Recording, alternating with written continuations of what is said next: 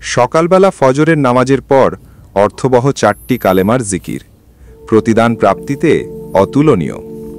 সকালের পুরো সময় ধরে ইবাদতের চেয়েও ওজনে ভারী। রসুলুল্লাহ সাল্লাল্লাহু আলাইহি ওয়াসাল্লামের ভাষায় 4টি কালেমা সমৃদ্ধ এই জিকির সকালবেলার সর্বোত্তম জিকির। হাদিসে বর্ণিত সেই সেরা জিকিরটি কি?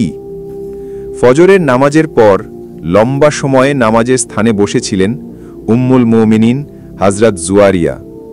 প্রিয় নবী সাল্লাল্লাহু আলাইহি ওয়াসাল্লাম তার সঙ্গে কথা বললেন এবং সকালবেলার সর্বোত্তম জিকির সম্পর্কে তাকে জানালেন।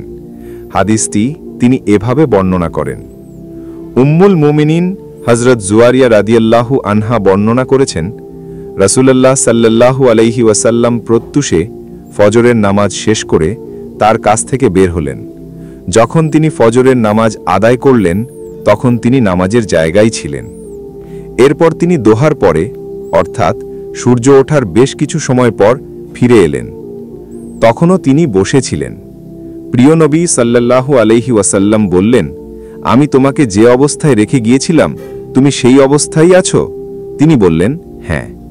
তখন রাসূলুল্লাহ সাল্লাল্লাহু আলাইহি ওয়াসাল্লাম বললেন, আমি তোমার কাছ থেকে যাওয়ার পর 4টি কালেমা 3 বার পড়েছি। আজকে তুমি এই পর্যন্ত যা বলেছ তার সঙ্গে ওজন করলে এই কালেমা 4টির ওজনই বেশি হবে। কালেমাগুলো এই: সুবহানাল্লাহি ওয়া বিহামদিহি আদাদা খালকিহি ওয়া রিদা নফসিহি ওয়া জিনাতা আরশিহি ওয়া মিদাদা কালিমাতিহি। সুবহানাল্লাহি ওয়া বিহামদিহি আদাদা খালকিহি ওয়া রিদা নফসিহি ওয়া জিনাতা আরশিহি ওয়া মিদাদা কালিমাতিহি। অর্থ, আল্লাহ পবিত্র আর প্রশংসাও তার। এই পবিত্রতা ও প্রশংসা তার সৃষ্ট বস্তুর সমান, তার নিজের সন্তুষ্ট সমান।